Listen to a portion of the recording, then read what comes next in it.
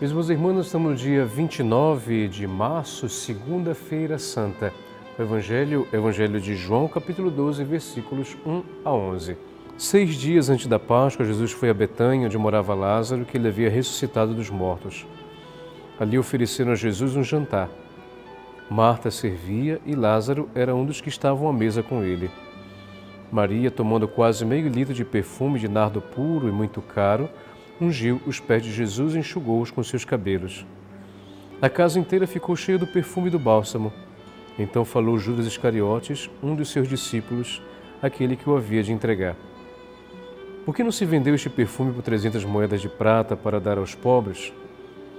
Judas falou assim, não porque se preocupasse com os pobres, mas porque era ladrão. Ele tomava conta da bolsa comum e roubava o que se depositava nela. Jesus, porém, disse, deixa, ele fez isto por causa do dia de minha sepultura. Pobres sempre estereis convosco, enquanto a mim, nem sempre me tereis. Muitos judeus, tendo sabido que Jesus estava em Betânia, foram para lá, não só por causa de Jesus, mas também por verem Lázaro, que Jesus havia ressuscitado dos mortos. Então os sumos sacerdotes decidiram matar também Lázaro, porque, por causa dele, muitos deixavam os judeus e acreditavam em Jesus. Palavra da salvação, glória a vós, Senhor. Então, meus irmãos, nós estamos na Semana Santa. Nós, ontem, com o Domingo de Ramos, fizemos a abertura desta semana, que é uma semana que foi preparada por ocasião da Quaresma. Vocês sabem que a Quaresma que vivemos, o período dos 40 dias, foi justamente um tempo de conversão, de mudança de vida, de penitência, de confissão, para podermos mergulhar do ponto de vista espiritual naquilo que é essa realidade que Jesus irá sofrer. Nesse caso aqui, vocês perceberam já no início do Evangelho, 6 dias antes da Páscoa, nós temos esse Evangelho, esse texto do capítulo 12 do Evangelho de João. Então, vocês imaginem, até a Páscoa serão 6 dias.